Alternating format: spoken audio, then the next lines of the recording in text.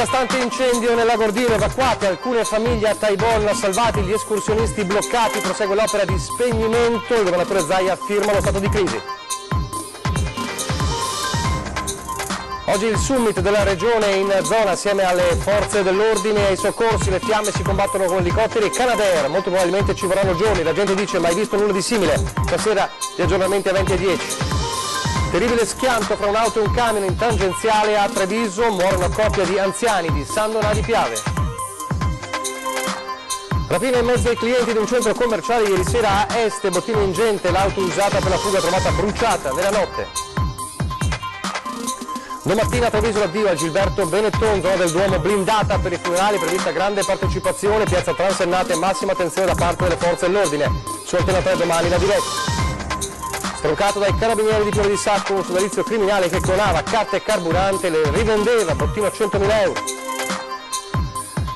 I carabinieri del nucleo tutela patrimonio hanno recuperato 2 preziose pagine miniate rubate 22 anni fa dall'Archivio di Stato di Venezia. Telespettatori di Antena 3, buonasera e ben ritrovati l'edizione del Veneto dei nostri telegiornali e in primo piano il devastante incendio nella Gordino, che sta tenendo con il fiato sospeso ovviamente Agordo e Taibon a Gordino, la zona della vallata. Dunque nel primo servizio vediamo la situazione con la decisione dell'evacuazione di alcune famiglie di Taibon a Gordino, ma anche il salvataggio degli escursionisti, mentre le fiamme proseguono, si prosegue l'opera di spegnimento con elicotteri e Canadair. Tanta paura per noi e per la comunità intera della Valle di San Lucano. I boschi della Gordino bruciano ancora. Per spegnere il vasto incendio scoppiato ieri in Valle San Lucano ci vorranno dei giorni. Il presidente della regione del Veneto, Luca Zaia, ha firmato lo stato di crisi. Intanto in mattinata sono stati tratti in salvo i 2 escursionisti bellunesi di 29 e 34 anni rimasti intrappolati dal fronte del fuoco. Dopo una notte di marcia, una squadra di 10 soccorritori con l'ausilio dell'elicottero del soccorso alpino li ha recuperati in un canalone innevato, infreddoliti ma in buone condizioni. E non c'è, come ipotizzato in prima battuta, un terzo disperso. Tutte le operazioni si concentrano ora sullo spegnimento del fuoco, arrivato a poca distanza dall'abitato di Col di Pra, dove è stata disposta, oltre alla chiusura delle strade, l'evacuazione delle famiglie che abitano nella zona nord. Il vento è calato, in giornata hanno potuto levarsi in volo 8 tra elicotteri e Canadair per spegnere dal cielo l'incendio che altrimenti via terra sarebbe praticamente impossibile domare. No, mai viste qui in Valle di San Lucano un incendio così devastante, di dimensioni molto grandi, con un incendio mostruoso.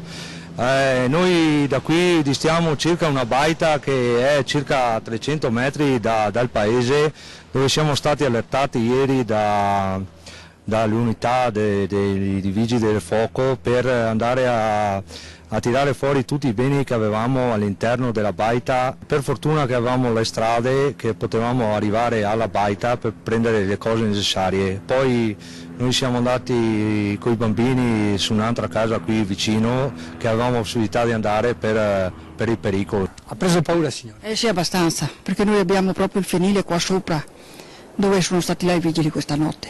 Un incendio così non si era mai visto? Mai visto, mai visto. Una cosa proprio fuori del normale proprio. Decisamente un incendio di vaste proporzioni, supera ormai 7 km di fronte, ha interessato tutto il lato della Valle di San Lucano e anche oltre, insomma un bel impegno, tant'è che sono impegnate parecchie forze sul campo. In questo momento stanno operando 4 Canadair e 3 elicotteri, e circa una quarantina di uomini a terra, in particolare gli uomini a terra stanno presidiando le abitazioni e gli edifici. Fondamentale che il meteo rimanga favorevole, dicono i vigili del fuoco. So che sono in previsione anche delle piogge sabato e domenica, speriamo di batterle sul tempo, diciamo, nel senso di avere ragione dell'incendio prima di quel momento.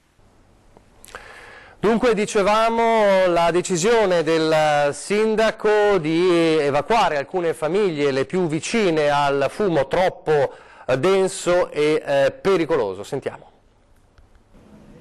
L'ordinanza di chiusura delle strade, l'evacuazione di 7 famiglie nella parte alta di Col di Pra, a Taibon a Gordino, le ipotesi sono diventate via via con le ore fatti. e le case più vicine al fronte del fuoco sono state sgomberate. L'abitato di Col di Pra non è in pericolo per l'incendio in sé, quindi per le fiamme, ma per la questione legata all'aria, quindi al fumo, è bene portare le persone in sicurezza. Si tratterà di spostare 9 persone oggi. Tutti da un contatto con loro ci riferiscono di avere comunque situazioni alternative o familiari o di altre abitazioni proprie, per cui non dovrebbe esserci un problema di gestione di questo aspetto da parte nostra. Stasera dormo dal mio nipote e domani verrà mia figlia a prendermi da Treviso. Mi preoccupa perché vorrei stare quassù, vorrei stare quassù io, vorrei stare. Il disagio di non poter ritornare a casa, più che il pericolo, diciamo. Sono fortunato, ho la possibilità di dormire qua a Taibon. No, da quel lato là non ho nessun problema. C'è poi chi pensa agli animali che ha lasciato su in Malga. Siamo preoccupati perché se non possiamo andare a dare da mangiare agli animali, vogliamo vedere anche le condizioni degli animali, come stanno. Ci rivolgiamo ai pompieri e ci portano loro. L'attuale situazione è sicuramente molto pesante, per cui la scarsa visibilità impedisce le operazioni da parte degli elicotteri lungo la valle, quella più stretta. Oggi speriamo di riuscire a spegnere l'incendio nel lato verso Cencenighe e nel lato verso Taibon, mentre nei giorni successivi dovremo operare lungo la valle. Sicuramente ci vorrà qualche giorno. Nel pomeriggio in municipio il vertice tra sindaco, assessore regionale alla protezione civile Giampaolo Bottacini e le forze in campo.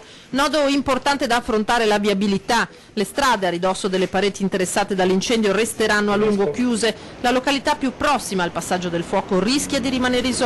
Abbiamo una silvopastorale sterrata che però non è continuativa e ci sono dei tratti a sentiero. Probabilmente chiederemo che ci sia l'aiuto da parte degli altri enti per poter dare continuità a quel percorso in modo da avere una viabilità d'emergenza per raggiungere il fondo della valle.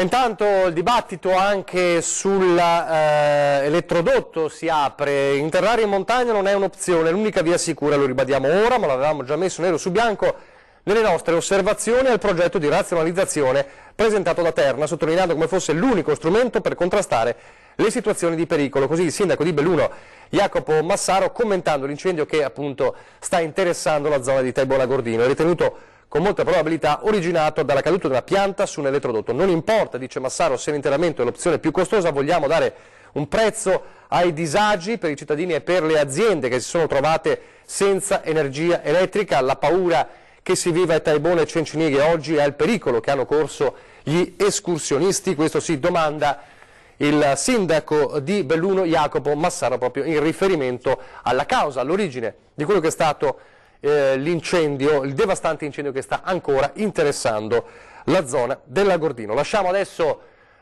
questo evento e questo incendio per parlare di una tragedia della strada nel pomeriggio a Treviso. 2 persone, un uomo di 76 anni e una donna di 74, entrambi di San Donà di Piave, sono morte sul colpo intorno alle 16:20 di oggi lungo la tangenziale di Treviso per causa ancora al vaglio della polizia locale di Treviso. L'auto su cui viaggiavano si è scontrata con un mezzo pesante, finendo poi per ribaltarsi sulla carreggiata, come vediamo in queste immagini. L'abitacolo è rimasto schiacciato nel terribile impatto e per i 2 occupanti non c'è stato nulla da fare. I vigili del fuoco sono intervenuti con l'autogru per sollevare la carcassa ed estrarre gli occupanti, di cui i sanitari del SUEM hanno confermato purtroppo il decesso. Ovviamente problemi anche di traffico rallentato e molto nella direzione interessata. Un'altra vittima che si spegne a 4 giorni da un incidente stradale, un ragazzo di 18 anni che è rimasto coinvolto notte tra sabato e domenica a Battaglia Terme in un terribile incidente. L'auto nella quale viaggiava come passeggero era volata in una scarpata di via Rivella lungo la statale 16 a Battaglia Terme. Erano le 23 di un sabato sera che doveva essere di divertimento. Si è trasformato in una tragedia. 5 ragazzi feriti. Christian Kitoroaga, 18 anni, era apparso da subito gravissimo. Era seduto nel sedile posteriore quando l'auto era volata giù e solo il lavoro dei vigili del fuoco aveva permesso di tirarlo fuori. Gli altri 4 amici, 3 di origini moldave, come come Christian, un olandese, se la sono cavata con ferite più o meno gravi. Lui dalla rianimazione dell'ospedale di Padova, nonostante i tentativi dei medici, non è più uscito e il suo cuore ha smesso di battere nel pomeriggio. Adesso torniamo a parlare della scomparsa di Gilberto Benetton, città blindata per i funerali che saranno domani in Duomo. Prevista una grande partecipazione per questa piazza, per questo la piazza verrà transennata, ci sarà massima attenzione da parte delle forze dell'ordine, anche deviazioni ovviamente del traffico. Una Treviso a lutto si prepara per i funerali di Gilberto Benetton che si svolgeranno in Duomo domani mattina alle 11. A celebrare il rito funebre Donna Adelino Bortoluzzi, negli ultimi anni diventato un punto di riferimento spirituale per l'imprenditore. Io l'ho incontrato grazie alla figlia Barbara che frequentava la mia parrocchia. Un imprenditore ma soprattutto un uomo che con i fratelli, orfano a 14 anni, aveva trovato nell'oratorio di Santa Bona i valori che l'hanno fatto crescere e con lui tante altre famiglie in quel fenomeno imprenditoriale che sono stati i Maglioni Benetton. Una galassia che oggi conta 70.000 tra collaboratori dipendenti e che grazie alle intuizioni di chi teneva i conti tra i 4 fratelli ha saputo anticipare i tempi nella diversificazione di investimento, diventando uno dei gruppi più solidi d'Europa e del mondo.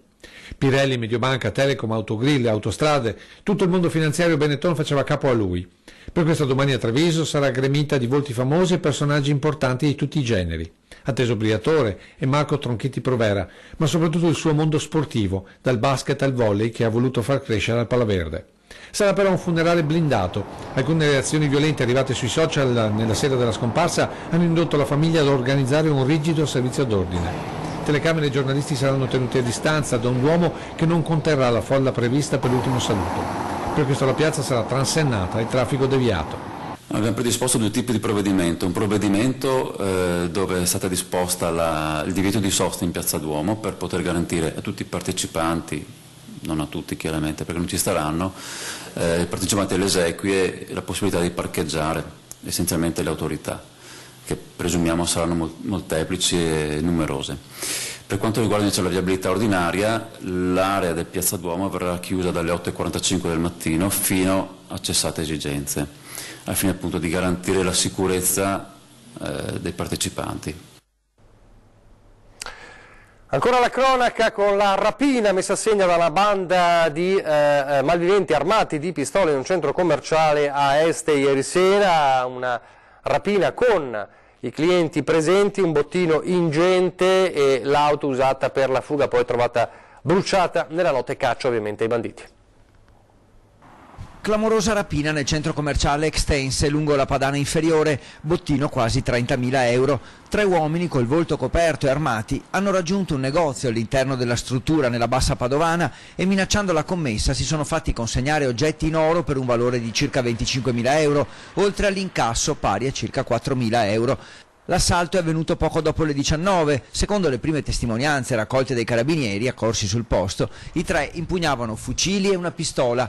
Al momento sarebbero stati presenti 6 clienti e una commessa, tutti minacciati dai banditi, che hanno tirato fuori dei sacchi, passando dietro al bancone e facendosi consegnare soldi e oggetti in oro.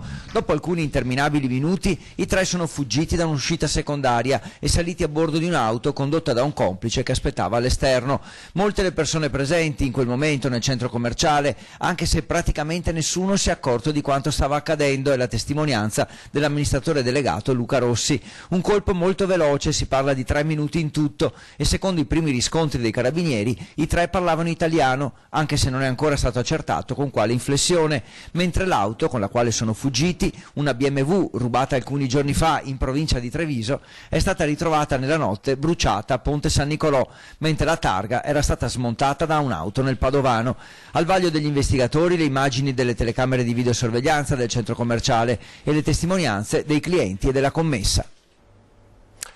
La sicurezza dunque, e allora parliamo della riforma della legittima difesa, il disegno di legge che è passato al Senato ieri, attende adesso la discussione alla Camera dei Deputati, il dibattito aperto tra chi dice adesso ci si può difendere meglio e tra chi invece dice adesso ci si può far giustizia da soli, e quindi il dibattito che si incentra, che continua, ovviamente in attesa anche di sapere cosa accadrà alla Camera. Allora abbiamo sentito un po' l'opinione della gente. Vediamo come rispondono i trevigiani a Treviso su questa riforma appunto che si sta avviando verso la sua conclusione. Sentiamoli.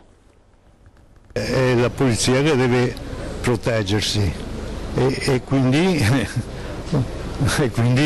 dobbiamo rivolgerci alla polizia, non a leggi strampalate che dopo magari fanno peggio di quello che vogliono rimediare. Era ora che provvedessero in qualche maniera a mitigare la situazione che esisteva.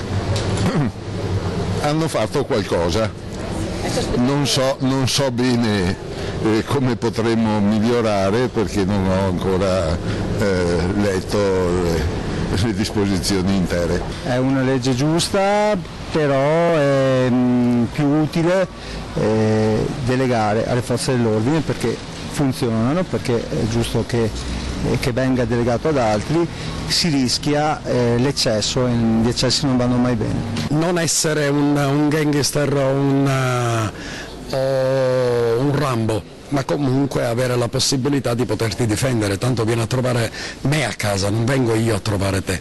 Questo. Sparare appena uno entra in casa no, però se mi sento un attimino offeso mi difendo. Io avevo la pistola, l'ho data via per non averla. Benissimo, era ora, basta l'assistenza gratuita della vittima, è già qualcosa. Dipende dalle circostanze, però sicuramente insomma, dare al cittadino la possibilità di difendersi nella misura giusta, comunque, per carità. È un problema perché quando ti vengono in casa, soprattutto a una certa età, paura è tanta.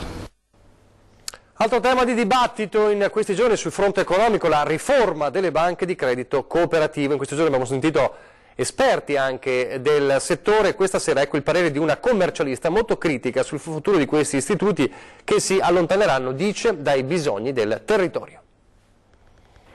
Il cambiamento di quelli radicali, la riforma delle BCC, le banche di credito cooperativo del nostro territorio, rischia di snaturare il DNA di questo tipo di istituti bancari che dovranno rispettare standard patrimoniali e di efficienza lontanissimi dai criteri di gestione delle tradizionali casse rurali. Banche del territorio legate ai soci e quindi volte a sostenere il tessuto familiare ed economico delle nostre città, dei nostri paesi, si troveranno ad essere delle semplici filiali di fatto di una capogruppo. In sostanza, insomma, non si potrà più parlare di casse rurali, quelle legate al territorio che avevamo imparato a conoscere. Questa capogruppo, chiamata capogruppo cooperativa, di fatto avrà la forma di SPA e quindi per sua natura non potrà avere natura cooperativa, non potrà quindi avere natura di mutualità e di sviluppo della solidarietà, proprio perché una SPA deve fare utili. Secondo gli addetti ai lavori però c'è ancora tempo per correggere la riforma, in particolare il governo sta lavorando a 2 emendamenti. Uno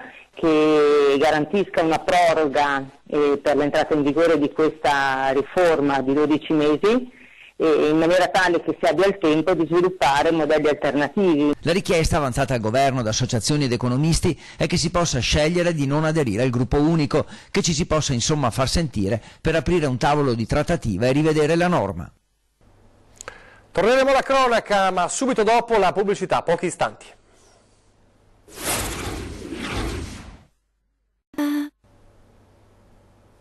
Rieccoci in studio in diretta, torniamo alla cronaca, la cronaca giudiziaria da Padova con il processo d'appello per i genitori di Eleonora Bottaro. La giovane è morta poco dopo aver compiuto 18 anni per aver rifiutato la chemioterapia.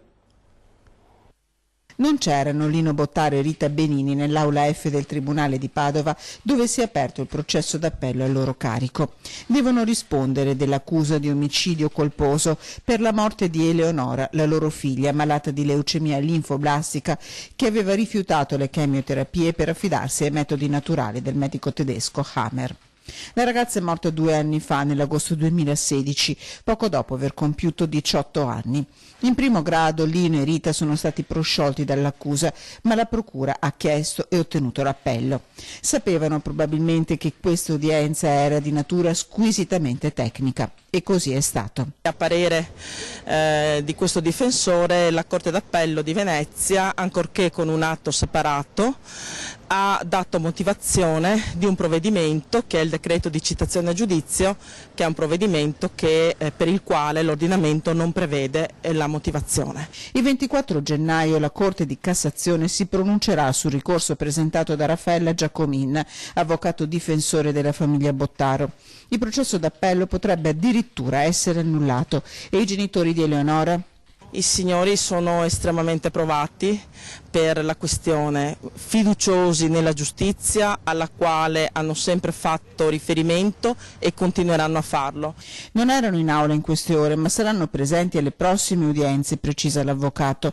Tutto rinviato al 7 febbraio per il giudice. Intanto Lino e Rita continuano a essere convinti di aver agito nel rispetto della volontà della figlia. Loro hanno agito come genitori e hanno sempre rispettato la volontà della figlia, quindi non vi è mai stata manipolazione, interposizione, condizionamenti di sorta, perché loro hanno, come genitore, hanno rispettato e hanno dato esecuzione alla volontà di Eleonora. Adesso l'operazione dei Carabinieri che ha sgominato una banda dedita alla clonazione di carte carburante. Avevano costruito un apparecchio elettronico artigianale ma molto sofisticato, con il quale si impadronivano di codici PIN e bande magnetiche delle tessere carburanti che venivano inserite nelle colonnine self-service delle aree di servizio.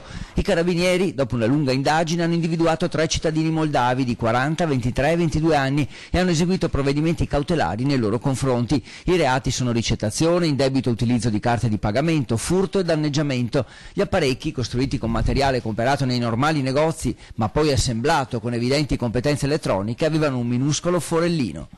Riusciva a percepire quello che erano il codice attraverso una lettura di una banda magnetica e attraverso una microcamera installata all'interno di uno strumento da loro collocato di quello che era il codice PIN per l'utilizzo della carta carburante, i cui dati venivano poi trasfusi su una successiva carta, appunto clonata. Le tessere clonate venivano rivendute a persone senza scrupoli oppure utilizzate dagli stessi malviventi per prelevare carburante.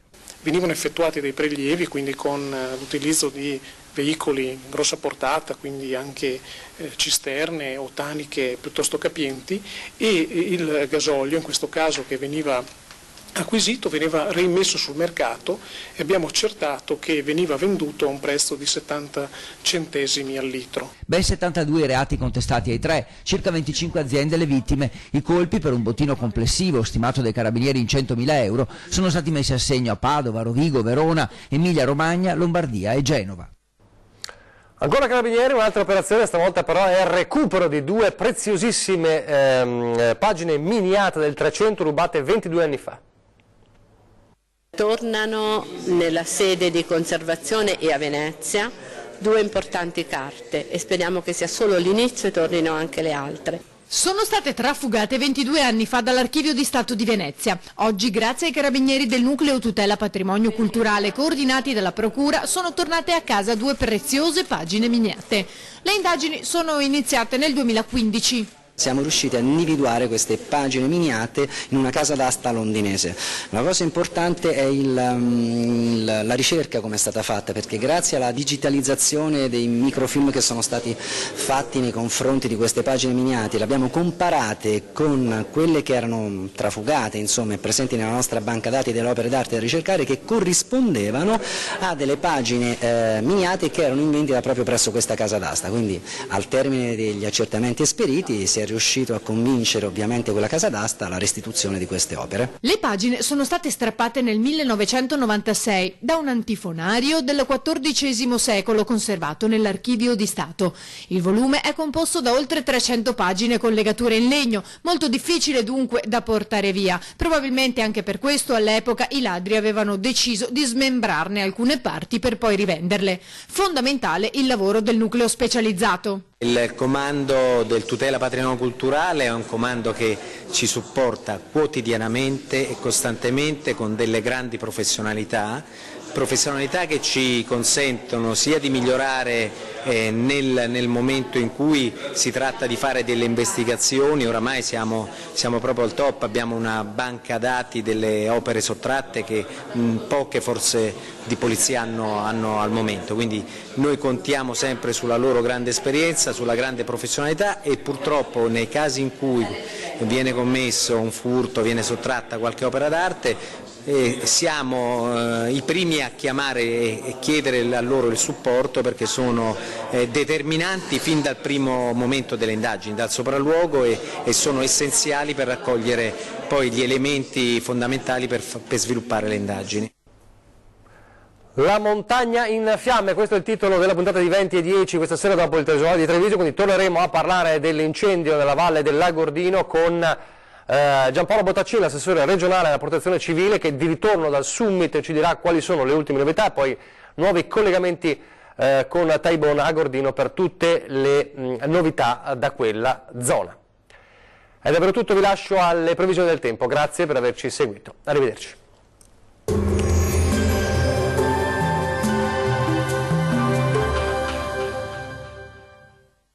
Ben ritrovati al meteo. Cambia il tempo sulle nostre regioni, investite da un'intensa ondata di piogge. Ma vediamo il dettaglio.